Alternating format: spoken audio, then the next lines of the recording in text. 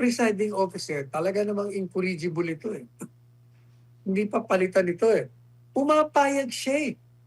Pumapayag at nagkakaroon siya ng ruling pagkatapos ng mailantad yung kalokohan, kawalang-iyan ng abogadang ito.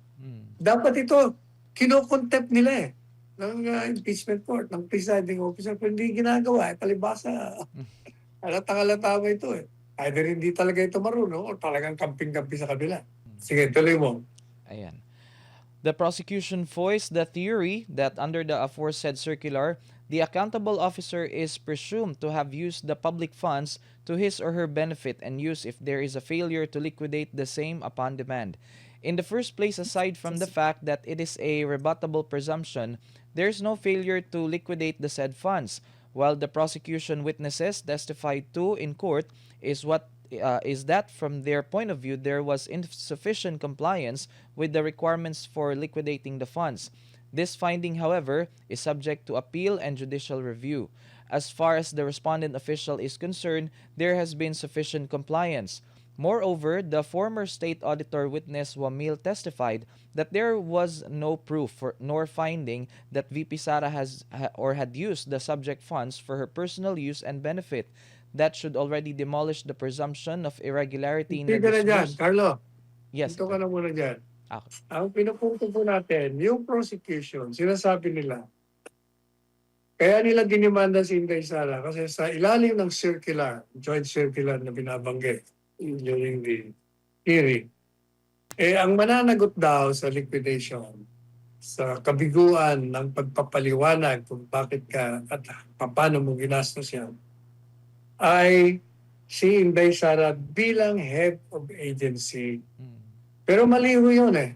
Kasi sa ilalim ng circular na tinutukoy nila, dalawa ang pwedeng managot. Either or, hindi po pwedeng both at the same time.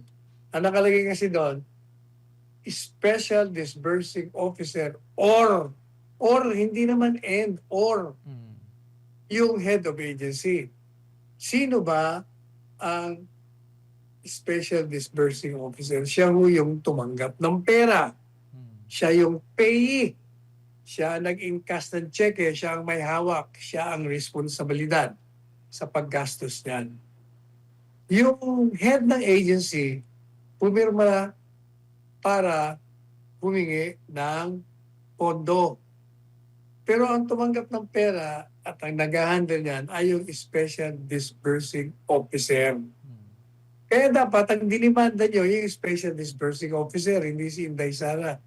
Ididimanda nyo lang ang head of agency kung siya mismo ang naging disbursing officer o siya ang gumawag ng pera at siya ang nagpakilos mismo, siya mismo.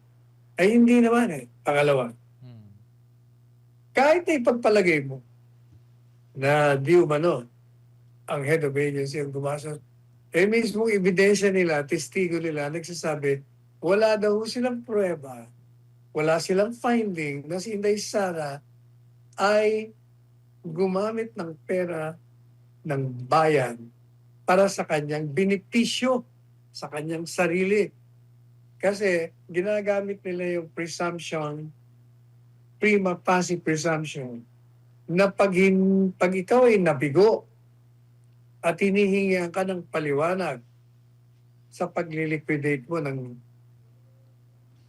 pondong hinawakan mo, merong pagpapalagay na yan ay binulsa mo, ginamit mo sa sarili mo. Pero yung pong presumption na tinatawag, yung ipagpapalagay ka, presumption lang nga yun, ibig sabihin, pwede mong sirain yun. Kasi kailangan mong presumption pa lang yun eh. Ipagpapalagay ka lang. Pero kagaya niyan, yung mga testigo, nung tinanong, meron ka bang prueba na siya'y nakinabang dyan, ginamit niya sa kanyang sarili, wala po. Di sira na yung presumption nyo. Kaya makikita nyo, kahit na doon ipasok, even assuming na pwede kayo magdemanda, kahit na hindi pa pwede, at gagamitin nyo yung, hindi, siya ang head of agency, siya ang dapat managot. Wala, pati yung circular nyo, pati yung mga testigo nyo, pinapatunayan na wala siyang kasalanan. Tuloy mo, Carlo. Ayan. Ito po, last part na po to. Prosecution proving its case by innuendo, derogatory remarks. The prosecution team is employing a disturbing and contemptuous pattern of proving their case not through their witnesses, but by making snide remarks, conclusions of facts and laws during the course of the presentation of their witnesses. And they have been getting away with it because the presiding officer of the impeachment court has incorrigibly allowed this utterly obnoxious and inappropriate behavior. Other than the paucity of the prosecution's evidence, there is no better proof of the baselessness of the impeachable complaint than that its incompetent, outlandish, grandstanding, and contemptuous manner of prosecuting the articles of impeachment against VP Sara. Po. Walang ebidensya. Wala ka makita ebidensya. Pabor nga sa kabila eh. Pabor sa depensa. So, ang ginagawa nitong mga abogado ng prosecution, gumagawa ng mga intriga sa pamamagitan ng mga snide remarks nila. Sabi nila, scam yan. Alam mo yung isang babaeng abogado dyan. Dalawa sila dyan eh. Pareho naninira kay Sara.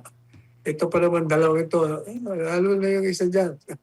Hindi yung isang nakulong. Kundi itong abogadang ito.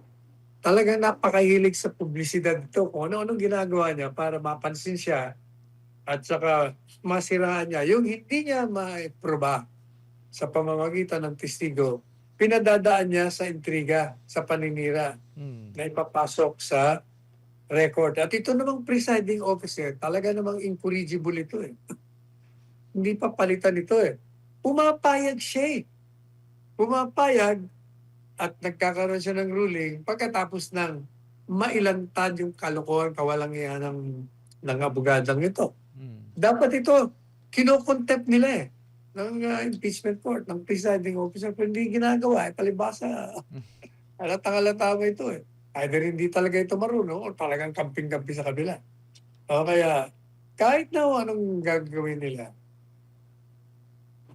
maliban sa paninira, sa mga innuendo, talaga wala silang kaso. At gaya ng sinabi natin sa column ko, there is no better proof. There is no better proof. Walang magandang ebidensya na nagpapakita ng walang batayan ng mga demanda nila. Maliban doon sa ginagawa ng mga abogado nila na sa pamamagitan ng paninira nila, pagpopropaganda nila, mga talumpati nila, at hindi sa pamamagitan ng mga testigo nila ay nakikita ang kawalan ng batayan. Hindi lang kahinaan. Talagang walang batayan ang kaso ng impeachment laban kay Inday Sara.